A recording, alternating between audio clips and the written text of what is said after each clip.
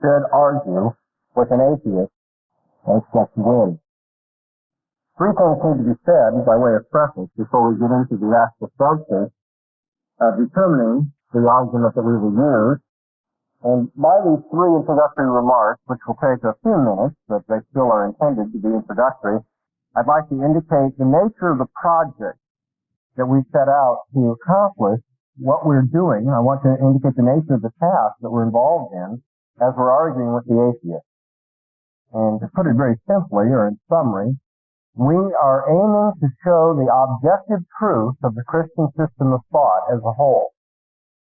We are aiming to show the objective truth of the Christian system of thought as a whole. And I'm going to make 3 points about that and then summarize that very same remark, and I hope you understand it better after I analyze it a bit. In the first place, we need to make it very clear that what we are defending is not some kind of general theism, but it's Christian theism in particular.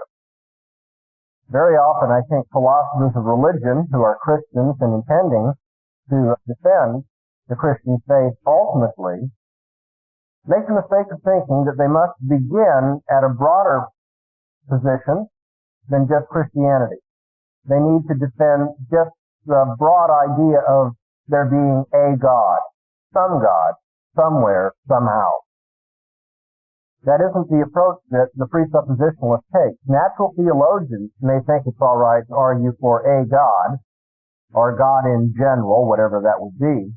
But according to the presuppositionalists, we are defending the Christian conception of God.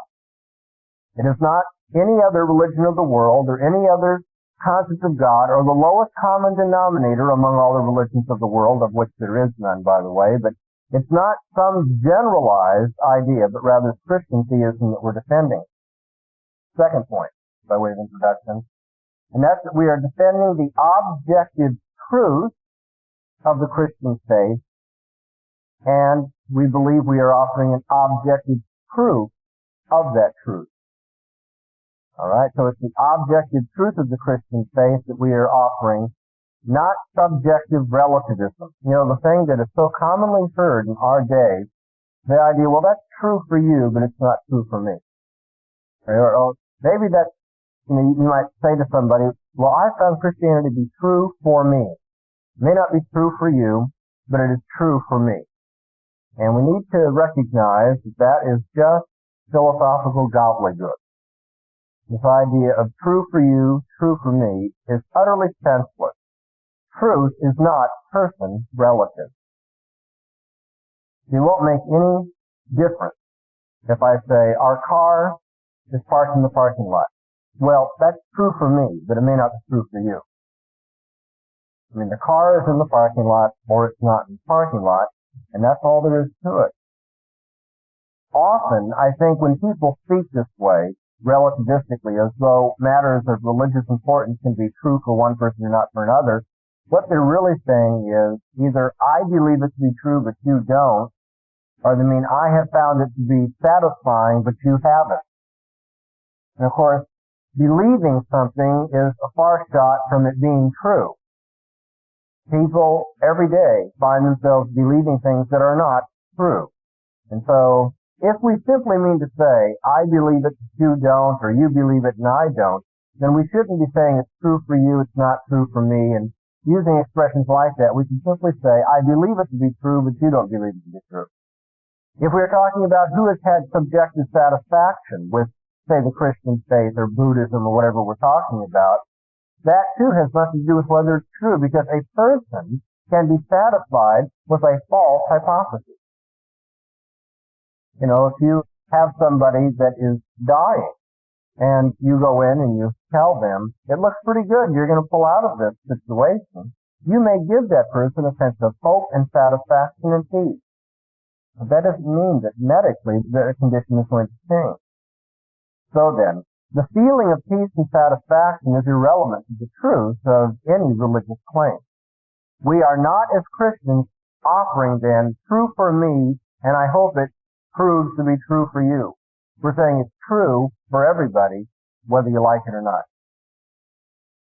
Dr. VanTil from Westminster Theological Seminary, who is perhaps the leading writer in presuppositional apologetics in our century, had this to say about the offering of an objective argument for Christianity over against subjective relativism.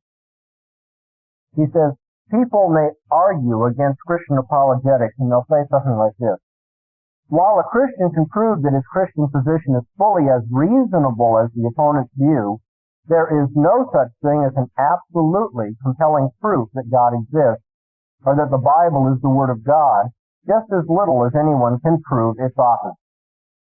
All right. VanTil poses that that's an objection somebody may give, and he replies with these words: in this way of putting the matter, there is a confusion between what is objectively valid and what is subjectively acceptable to the natural man. It is true that no method of argument for Christianity will be acceptable to the natural man. Moreover, it is true that the more consistently Christian our methodology, the less acceptable it will be to the natural man. A patient may like a doctor who tells him that his disease can be cured by means of external applications, and may dislike the doctor who tells him that he needs a major internal operation. Yet the latter doctor may be right in his diagnosis. It is the weakness of the Roman Catholic and the Arminian methods that they virtually identify objective validity with subjective acceptability to the natural man. Distinguishing carefully between these two, the Reformed apologist maintains that there is an absolutely valid argument for the existence of God and for the truth of Christian theism. He cannot do less without virtually admitting that God's revelation to man is not clear. It is fatal for the Reformed apologist to admit that man has done justice to the objective evidence if he comes to any other conclusion than that of the truth of Christian theism. What VanTil says here is that the argument that he is proposing as a presuppositionalist is objectively valid. The argument is good, it is sound, it ought to convince people whether they are convinced or not. It offers demonstrable proof of God's existence. And not just, well, this argument indicates that it's true for me. All right, let me go on to my third introductory point. Not only are we defending Christian theism and not simply theism in general, and not only are we defending it as objectively true, not just subjectively satisfying or acceptable, but we are presenting Christianity as a system of thought. A system of thought. If you're going to be defending the Christian faith, it will be crucial for you to indicate to people that you are not defending Christians, you're defending that system of thought that they adhere to. You know, for the most part, when people have something to say contrary to the Christian faith based on Christians, there's usually very little you can say, except that Christians do sin, Christians are inconsistent, and there are some hypocritical Christians, to be sure. Christians have done embarrassing things in history, and when people fight those things, all I can say is, if what you're saying is true, then it was contrary to the Christian faith. It wasn't in terms of the Christian faith that they did that. So let's make it clear as we're presenting our argument for Christian theism, that it's Christian theism as a system of thought and not Christians as persons that we are aiming to defend. So those 3 points then. Christian theism as an objective truth and a system of thought. What I said at the beginning, and I'll use this to conclude now my introduction, that the nature of our project is to show the objective truth of the Christian system of thought as a whole. Not Christianity in bits and pieces, but Christianity as a worldview, as an outlook on life. And with that in mind then, how shall we argue with the atheist? The atheist is going to demand evidence for the objective truth that God exists, Christian God exists. And I think the atheist should. I don't believe it's right for people to believe things arbitrarily. In fact, the whole task of philosophy, it seems to me, is to examine our beliefs and see which ones do have good support and which ones are simply arbitrary or mistaken. One of the things a study of philosophy should do is that it can enable you to weed through the things you believe and find out which of them is true. And so, when the atheist asks for evidence for the existence of God, he's asking the right thing. But immediately we have a problem. What is the nature of the evidence that is needed to prove a Christian God? We're going to have to determine the nature of the evidence in this particular case. And we'll have to do so first because the existence of God is not a garden variety issue. You may have noticed that. Somebody may wonder whether there are 14 pink cars in the city of Portland at present. Well, that's a little bizarre question to ask, but it's a garden variety type of question to settle. I mean, we know what we'd do in order to settle that question. We know how we would look, what we'd count as evidence, and we could send out the people to do their survey and come back with an answer. That would be a garden variety issue. But when we ask about the existence of God, we are not dealing with garden variety issues. We have to recognize that there are different kinds of things that exist. And the evidence for those different kinds of things will differ just because they are different kinds of things. The evidence that one asks for to prove that there's a rose in the garden is not the same kind of evidence one asks for to prove that there are quasars. Nor is the evidence for roses in the garden or quasars anything like the evidence one might demand to show that so-and-so loves you.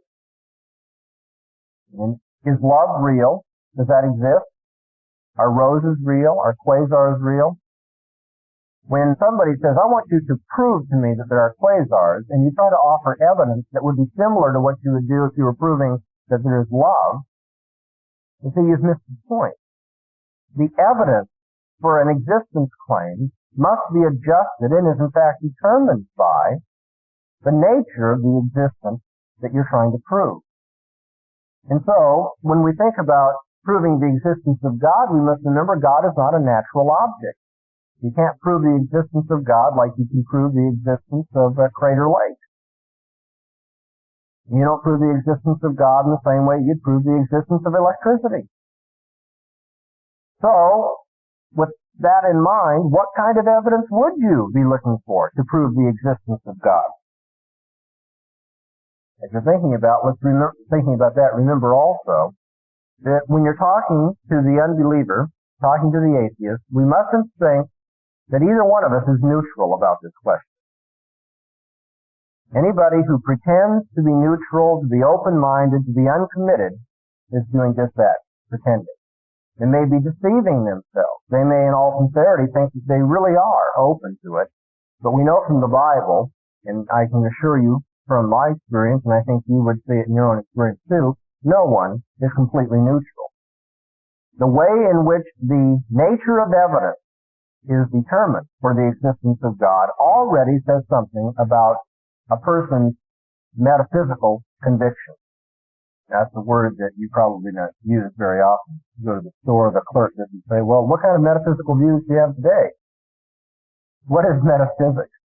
Metaphysics is that area of philosophy that studies the nature, structure, and origin of what is real, or what exists. Metaphysics asks whether there are angels, whether causality is true of the world, whether that accurately describes the way things happen in the world. Metaphysics asks about whether there's a soul or a life after death, whether there is a God, whether men have free will, questions such as these.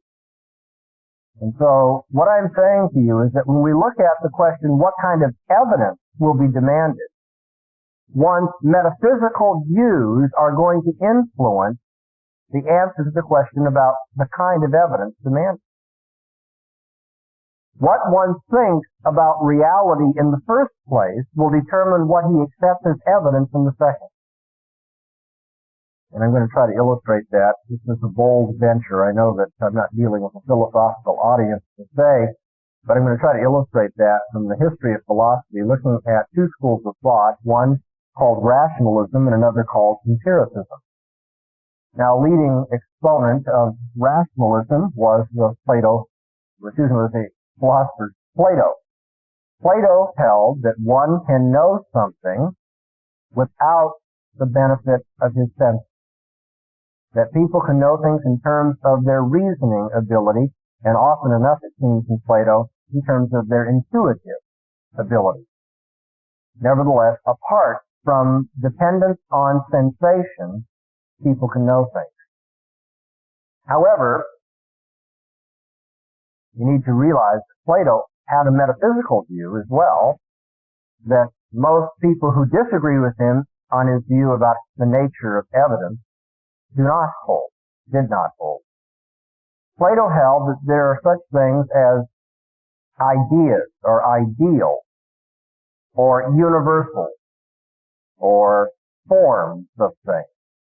If you were to go out to the countryside and you saw cows out in the meadow, Plato would tell you that not only are there such things as Beauregard and Beulah out there, the cows you see, but there is also a form or a universal of cowness in which Beauregard and Beulah participate. There is a non-physical, transcendent idea of cows. And no one ever comes into contact empirically, that is, in terms of their physical senses, with the idea of cowness. You may go out there and milk Beulah, but you'll never be able to milk the idea of cowness. You may run in to Beauregard with your car. Beauregard gets out on the highway, but you'll never run into the idea of cowness.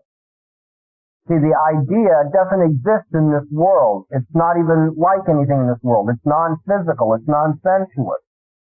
And that's why I say it was known rationally or intuitively, according to Plato.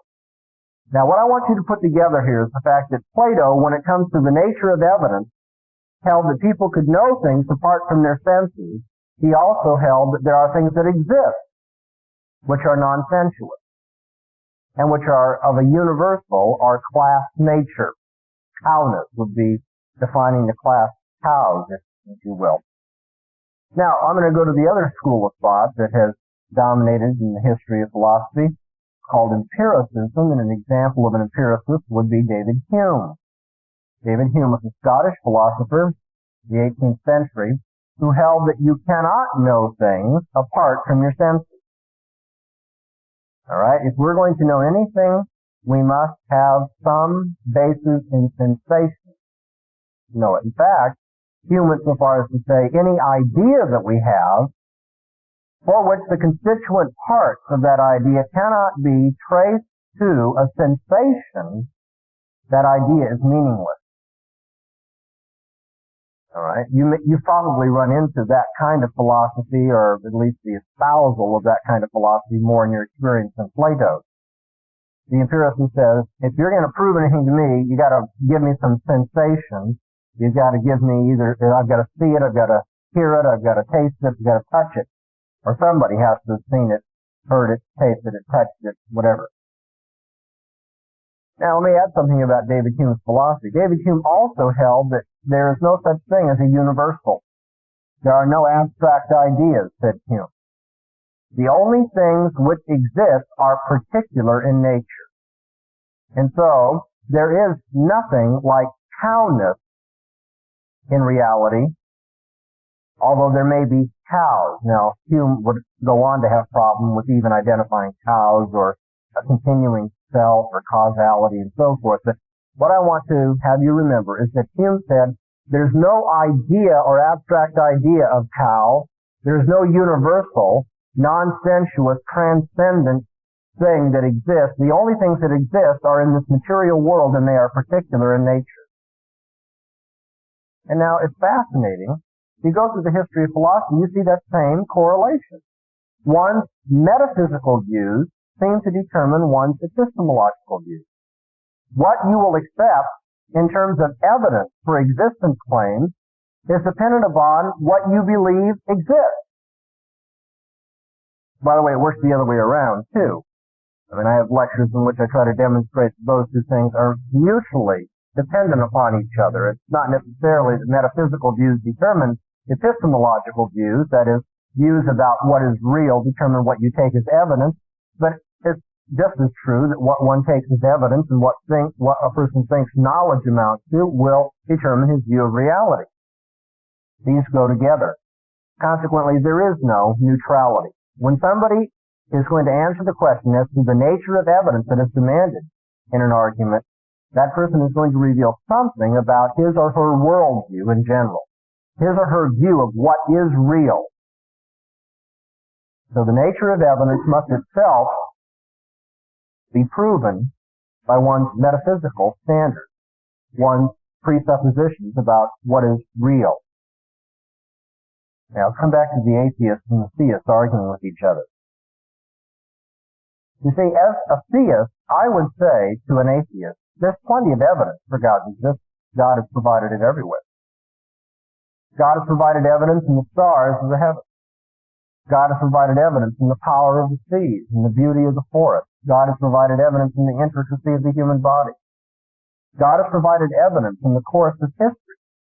God has provided evidence in the work that he did in the lives of the Israelites. God has provided evidence in the life of his son, in the miracles that were performed in his resurrection. God has provided evidence in the way that he judges nations. God has provided evidence in the scripture, revealing himself there through the prophets and the apostles. God provides evidence when you look at the wonderful harmony of the Bible over many centuries, written by many men.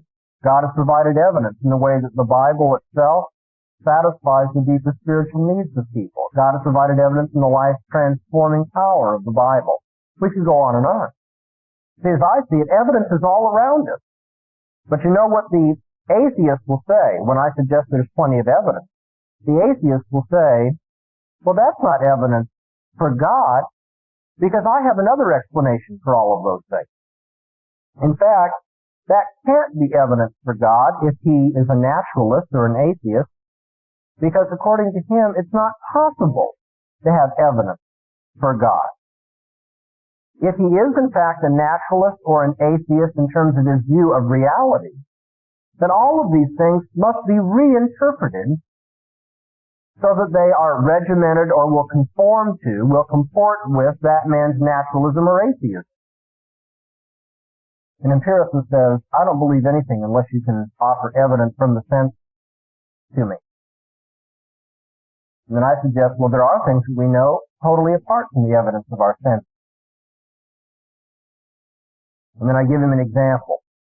What do you expect the empiricist to do? You expect him to just fall down and say, oh, I guess I was wrong. There it is. There's the evidence. No, what the empiricist will tend to do is he'll say, no, you don't really know that. That's just delusion. That's just speculation. That's just imagination. He wants to reinterpret everything that I offer to him as a counterexample to his thesis. He wants to reinterpret it in terms of the truth of his thesis. By the way, theists do the same thing and rationalists do the same thing. That's just a characteristic of philosophical systems. Philosophical systems tend to exclude evidence and counterclaims to those evidence or counter-evidence to the system itself. The naturalist doesn't believe it's even possible to have evidence of the supernatural. His autonomy, therefore, his view that he is self-sufficient in his ability to understand the world and to explain it on naturalistic terms, can be considered a personal prejudice.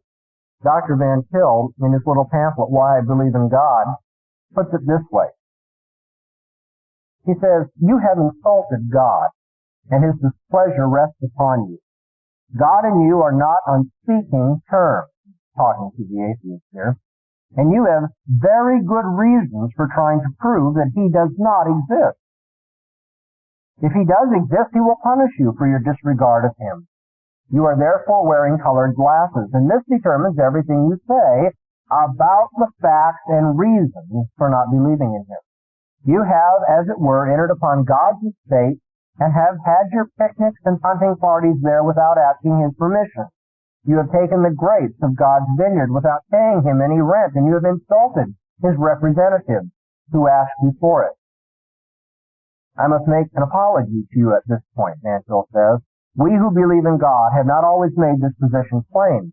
Often enough we have talked with you about facts and sound reasons as though we agreed with you on what these really are.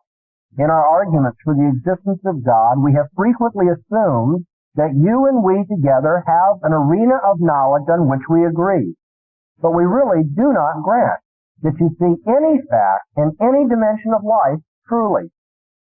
We really think you have colored glasses on your nose when you talk about chickens and cows, as well as when you talk about the life hereafter. We should have told you this more plainly than we did, but we were really a little ashamed of what would appear to you as a very odd or extreme position. We were so anxious not to offend you that we offended our own God. But we dare no longer present our God to you as smaller or less exacting than he really is. He wants to be presented as the all-conditioner, as the emplacement on which even those who deny him must stand. Now, in presenting all your facts and reasons to me, you have assumed that such a God does not exist. You have taken for granted that you need no emplacement of the sort outside of yourself. You have assumed the autonomy of your own experience. And I want to repeat that. VanTil says you have assumed the autonomy of your own experience. Consequently, you are unable, that is unwilling, to accept as a fact any fact that would challenge your self-sufficiency. And you are bound to call that contradictory which does not fit into the reach of your intellectual powers. You remember what old Procrustes did. If his visitors were too long, he cut off a few slices at each end. If they were too short, he used the curtain stretcher on them. It is that sort of thing I feel that you have done with every fact of human experience. And I am asking you to be critical of your own most basic assumptions. VanTil says, when we enter into the debate with an atheist, we must challenge him to look at that which he has taken for granted, that which reflects a personal prejudice against God. We want the atheist to be critical of his own most basic assumption, which is the autonomy of his own experience, that he can rationally, on his own, self-sufficiently, understand anything about the world. All right. How do we determine the evidence for God's existence? It turns out the kind of evidence that we will accept or reject for God's existence will turn out to reflect our own attitude to whether there is a God or not. Our metaphysical view will, as it were, ride roughshod over our epistemological commitment. What we believe about the nature of reality will in itself determine what we'll accept as evidence about things which are real, about things which exist or don't exist. And so we have to recognize that in every human being, Christian and non-Christian alike, there is something like a worldview that is a pre-commitment in their life. A worldview in which they coordinate their view of reality and their view of truth. What you take to be true and how things are proven is determined by your view of what is real and vice versa. And these two things together, one could add also a view of how we should live our lives, our ethics. These things together form a basic outlook on life, a worldview. And it is impossible to break apart the corresponding members of the worldview. It's impossible to separate out a person's view as to what counts as evidence as though that isn't going to be determined by a person's view of what is real or what is not real, what is possible, what is not possible. So that's the first general thing we're going to say tonight, that we're really arguing about worldviews then. We're not simply arguing about one particular question within a common worldview that we share with the unbelievers. We're really asking about the unbeliever's worldview and our worldview. The nature of evidence is going to be adjusted to our general outlook on life, our general view of man and his place in the universe, or whether there even is a universe for that matter. All right, second step in the development of how we should argue with an atheist is to see that the theistic question is a special question. The theistic question is metaphysically special, as I've already hinted to you, because God is a non-natural object. It's not like your rose in the garden. God is not even like electricity. God is a supernatural being, and as such, the evidence for God's existence and the way in which we argue for God's existence is not going to be just exactly like anything else we argue about. And epistemologically, as I just said, in terms of our theory of knowledge, or evidence, or truth, epistemologically, we've already seen that the argument is going to be presuppositional in nature. It's going to be about ultimate commitments people have, about general ways in which they look at the world and man and its place in the universe and how he knows things. All these things are going to be correlated in a worldview. So that the theistic question is a special kind of question and will not be settled in the way that just about any other dispute among philosophers and men is settled. The conflict between worldviews or presuppositions must be resolved somewhat differently than the conflict between factual claims within a worldview. Let me say that again. The conflict between worldviews must be resolved somewhat differently than the factual conflict within worldviews. All right. Assume that we share a general outlook on life. We have a common view of man, his reasoning powers, what counts for evidence, what can be real, what can't be real, and so forth. And then a question comes up, and the question is there such a thing as a baseball? Now, within a common worldview, we can set out to answer that question. That is there might be people say, I don't think there is such a thing as a baseball. Another person says, no, I think there is such a thing as a baseball, and I'd like to give you evidence for it. Within a worldview, they can resolve that question.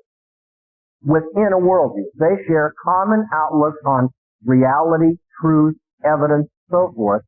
They can determine whether there is or is not a baseball in this world. But you see, the argument between worldviews is going to be different than an argument within a worldview. The argument between a Buddhist and a Christian is going to be different than an argument between two Christians or two Buddhists. And slowly, by degrees, I'm trying to move you without getting into a lot of philosophical sophistication to see that the kind of argument we must engage in is not really very much like what the natural theologians are trying to do at all. Natural theologians assume that the unbeliever and the believer have all sorts of things in common, and they just differ on this one, we won't say little point, it may be spiritually important, but it's just one little point over here. It's as though the unbeliever has the same outlook on life, but there's one leg missing to his table. He has three legs, and the table's a little wobbly, and what the theist or Christian has is he has the fourth leg of the table. And what we need to do is just show him that he needs that fourth leg, and everything will be fine. That assumes the atheist and the theist are for the most part exactly alike philosophically, exactly alike psychologically or spiritually, and now we can resolve it as though it were just two people within the same worldview settling whether there are baseballs or not. But that isn't the case. And if I can get you to see that, then I think I can get you onto the right track as to what the kind of argument must be that you'll present when you want an objectively valid argument for the truth of the Christian system. We are arguing between worldviews. What I want to stress is that the argument between worldviews must still be based on rational consideration. The fact that you have two worldviews facing one another in conflict doesn't mean we just start now depending on what makes us feel good. You see, I do know some Christians that have realized that you cannot resolve the issue of whether there's a God by depending upon the standards of your opponent, and yet you can't expect your opponent to accept your standards either. And so it's like we're at a kind of a stalemate, a standoff. And so we can't argue with one another. All we can do is either call names or try to persuade the person in terms of the nature of our life, or by appealing to subjective considerations like, well, it gave me peace of mind. No, I'm not taking that exit, that cop-out. I'm saying it is still in the realm of argumentation and reason. that we must offer an argument for the existence of God. And yet the argument must be adjusted to, must be determined by the nature of the dispute, and that dispute is presuppositional in character. It is not a factual claim within a worldview. What is at stake is the worldview itself. A worldview that tells me how to interpret the evidence, how to use the laws of logic, how to personally find significance in terms of whatever is found to be true. The worldview guides the person in making those decisions. The atheist has his worldview, the theist has his worldview, and the two have come into conflict. Now, how do you resolve those problems? You can't directly appeal the facts, because the facts are going to be interpreted differently. You can't directly appeal to laws, because laws are interpreted differently. So what do you do? This brings me to the third portion of my presentation of the argument. And what I want to suggest is what you must do in that situation is you must offer a transcendental argument for the existence of God. A transcendental argument, that probably doesn't help you a whole lot. If I were to stop right there, you might skin me alive. If we came out to hear this, what is a transcendental argument? Basically, a transcendental argument has to do with the preconditions of intelligible experience. That helps a little. I'm going to say more, though. The preconditions of intelligible experience. In the history of philosophy, I'm going to be real simplistic here. I've already told you there are people called rationalists who say we can know things apart from our senses. And there are people called empiricists who say we can't know things apart from our senses. Descartes was a rationalist. All right? Prime example of a school of thought called continental rationalism. Hume, as I already told you, was an empiricist. A prime example of what's called, or what was called, the school of British empiricism. Well, after Descartes and after Hume, another approach to metaphysical and epistemological questions came along in the person of Immanuel Kant. Kant was a transcendentalist. Kant asked after the preconditions of intelligible experience. And Kant said it's not a question of rational principles, like Descartes thinks, and it's not a matter of empirical experience as Hume thinks, but rather something that goes behind both of those.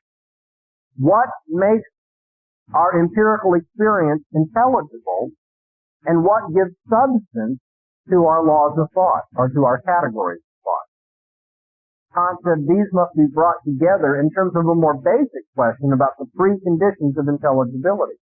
Now, I think Kant was exactly wrong as to how that's done. I'm not a Kantian by any means. I oppose him pretty stridently. However, what Kant was trying to do is exactly what must be done when worldviews are arguing.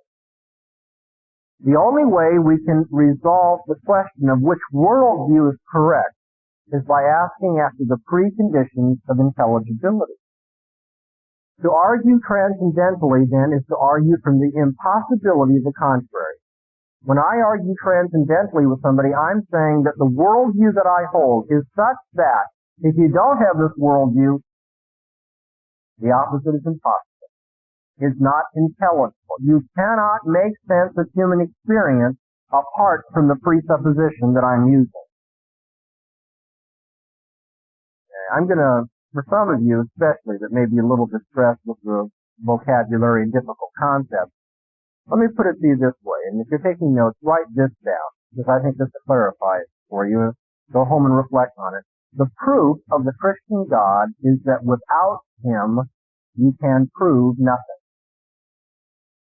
The proof of the Christian God is that He's necessary for proving anything.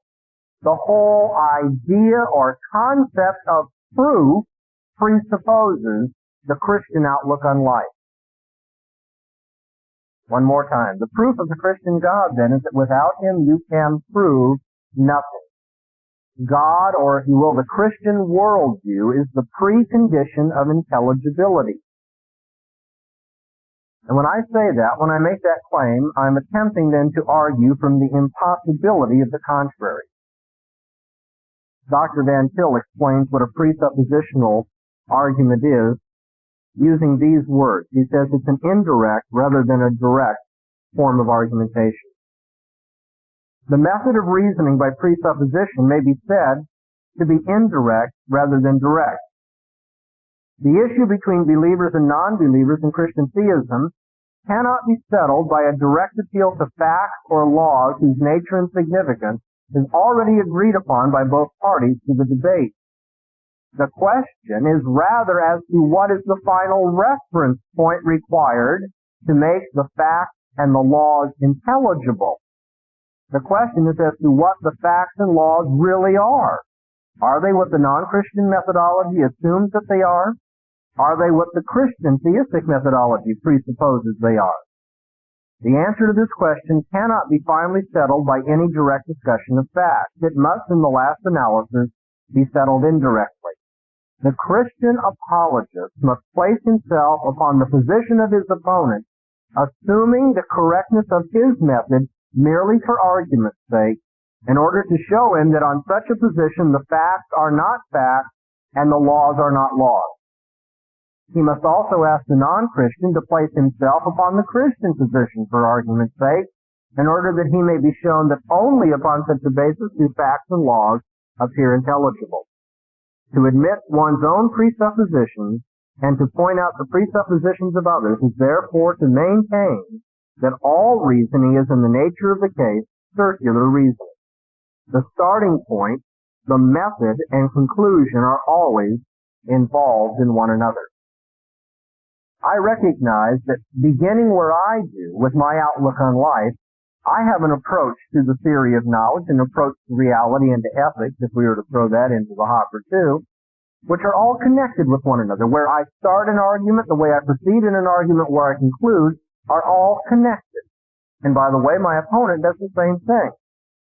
Now, I think VanTil may be a little loose in his use of vocabulary at this point. Many English readers will take him when he says that to say all reasoning at this level of circular reasoning, he means, well, every argument is God exists because God exists. That is not what he means.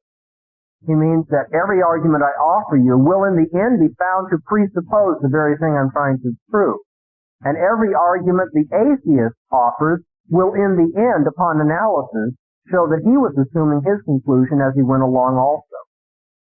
Worldview arguments in the nature of the case must do that. So VanTil says, what can we do? What's the only thing left to do? To ask which of these worldviews can make facts and laws of logic or what have you intelligible. We must argue from the impossibility of the contrary. So I'm going to repeat. Without God, you cannot prove anything at all. In his pamphlet, Why I Believe in God, VanTil puts it this way. Now, in fact, I feel that the whole of history and civilization would be unintelligible to me if it were not for my belief in God. So true is this that I propose to argue that unless God is back of everything, you cannot find meaning in anything. I cannot even argue for belief in him without already having taken him for granted. And similarly, I contend that you cannot argue against belief in him unless you also first take him for granted. Arguing about God's existence, I hold, is like arguing about air. You may affirm that air exists, and I that it does not. But as we debate the point, we are both breathing air all the time. VanTil says, I'm going to propose to argue that unless God is back of everything, you cannot find meaning in anything. We're at the gut level, ideologically, when it comes to arguing as to whether God exists or not. Everything is affected by that. Everything in one's outlook on life. The nature of life. Man himself. The nature of reasoning. Evidence. What is real. How we should live. Everything is affected by that. And therefore, when you get to an argument between a theist and a non-theist or an atheist, you pull out all the stops. And the question now is ultimately, can anything be meaningful if what you say is right? And can anything be meaningful if what I say is right? Which position provides the preconditions of intelligibility? And our argument amounts to this, that the atheist worldview is irrational, and the atheist worldview cannot consistently provide the preconditions of intelligible experience, cannot provide the preconditions of science, cannot provide the preconditions of logic, and cannot provide the preconditions of morality. My argument is that you must choose your worldview, and that the atheist worldview undermines logic, science, and morality, and therefore makes human experience unintelligible. Not just mistaken or wrong, unintelligible. We must learn to do an internal critique of the atheist position. An internal critique in terms of which we show how unintelligible everything becomes on the atheist presupposition. And then we invite our atheist friend to stand on our position to see that in terms of it, science and morality and logic are intelligible. VanTil puts it this way. It is not as though the Reformed apologist should not interest himself in the nature of the non-Christian's method. On the contrary, we should make a critical analysis of it. He should, as it were, join his friend in the use of it.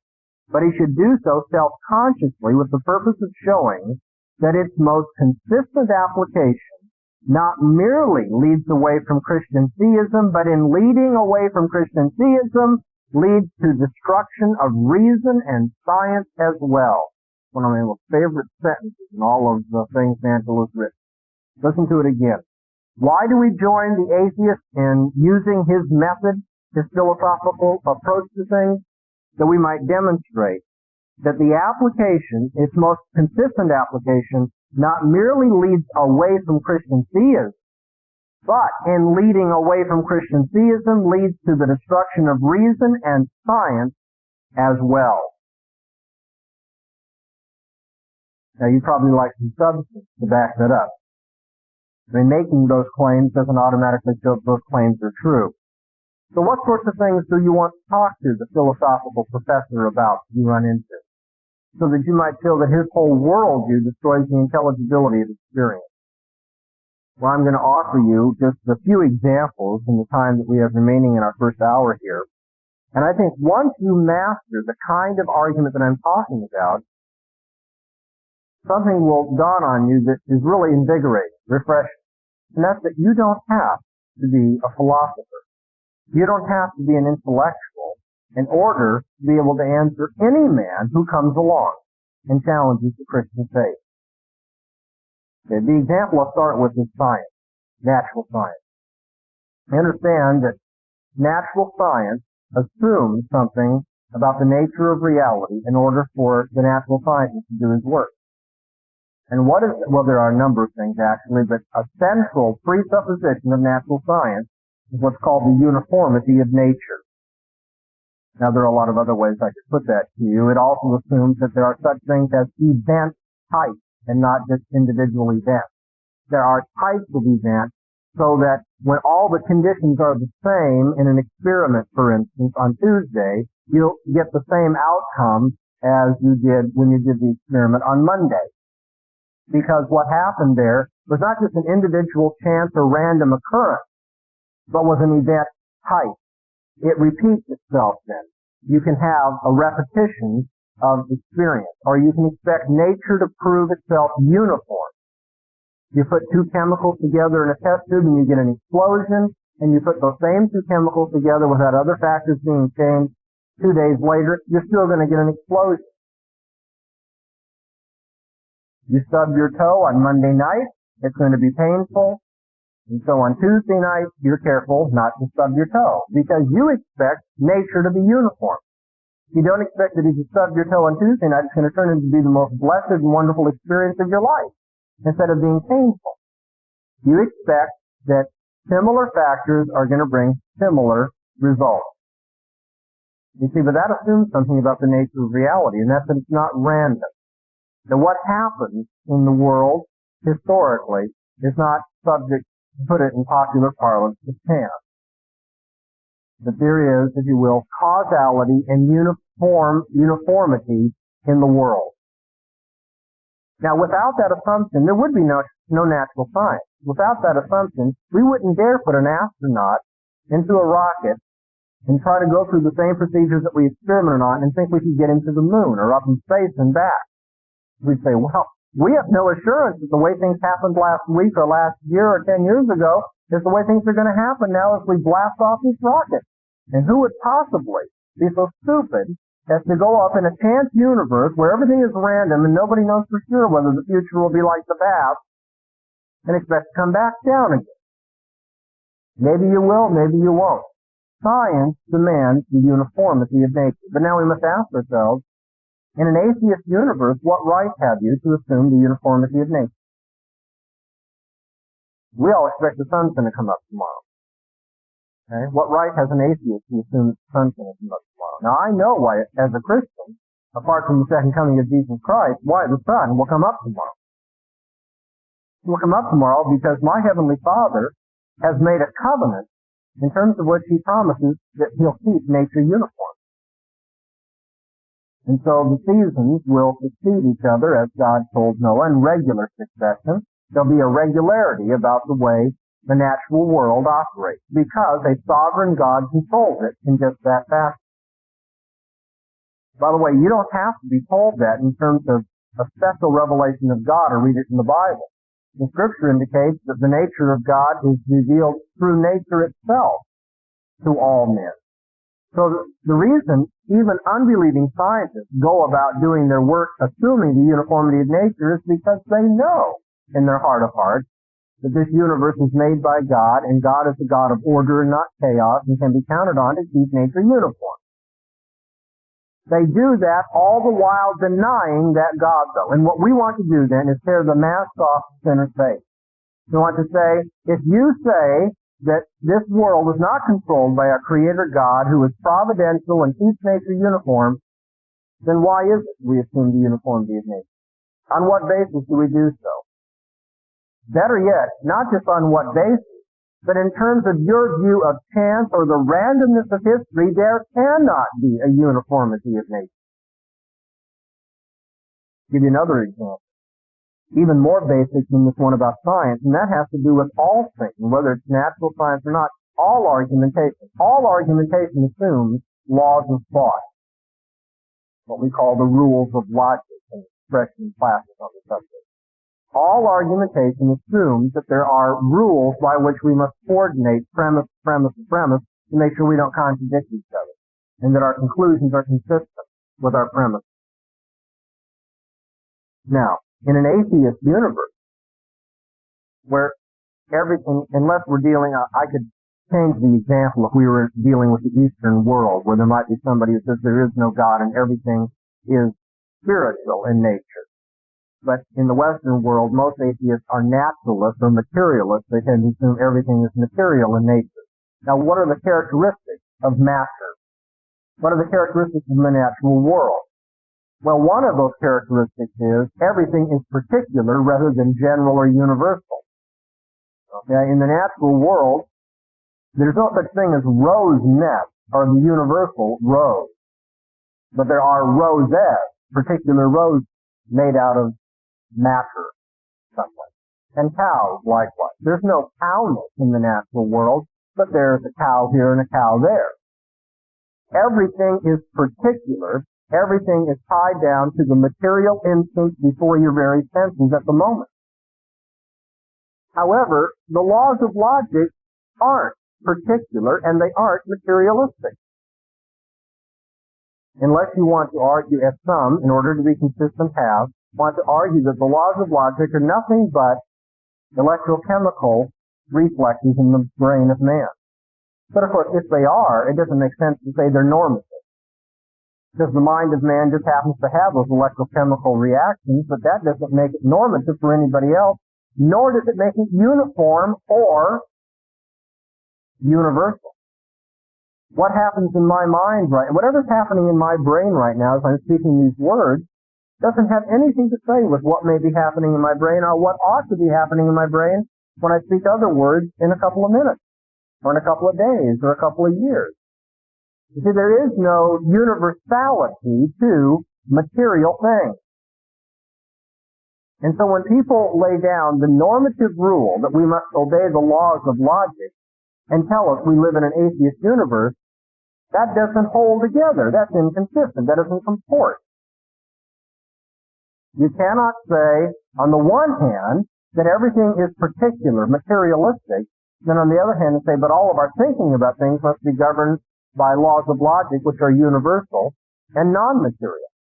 The atheist universe cannot provide the preconditions of intelligibility, because the atheist universe cannot give us the uniformity of nature for science and cannot give us abstract entities or invariant entities such as the mental laws of logic, which are necessary for argumentation.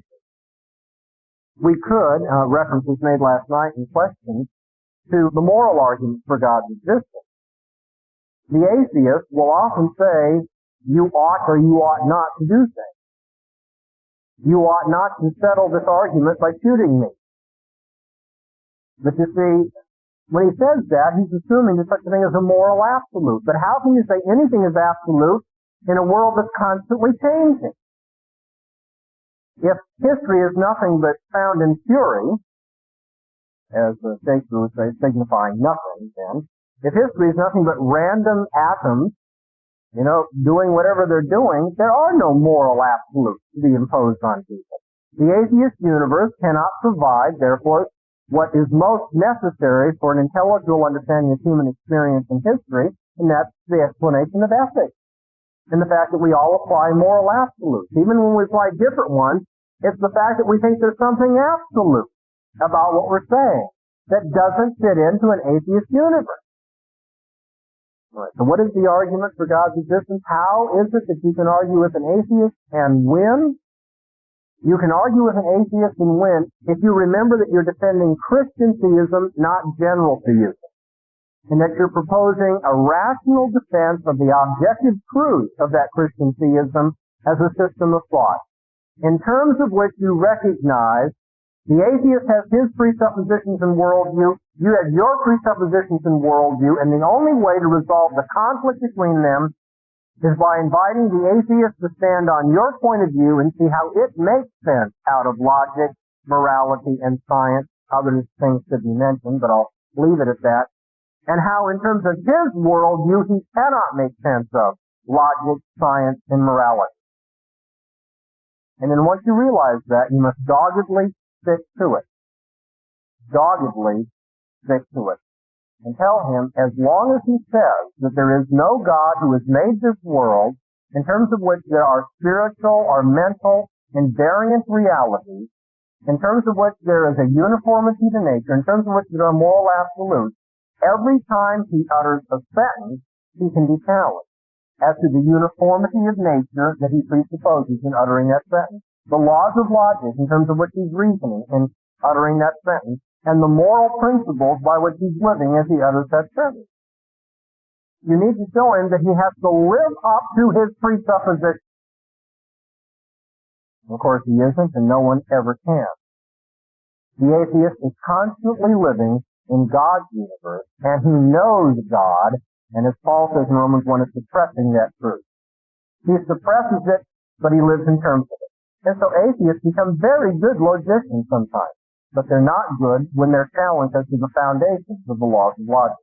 Atheists become very good scientists in detailed questions sometimes, but they are terrible philosophers of science when they are challenged as to their presuppositions. Atheists can sometimes do a lot of detailed work even in moral questions, but in our own day and age we see actually the disintegration of secular and naturalistic ethics to what is basically an analytical position. We can only analyze what we mean by our sentences in ethics because no one can justify moral absolutes. We can only explain what we mean when we apply the word using moral absolutes or pertaining to moral absolutes. Paul's argument in 1 Corinthians chapter 1 amounted to this. Where is the wise? Where is the scribe? Where is the debater of this age? Hasn't God made foolish the wisdom of this world?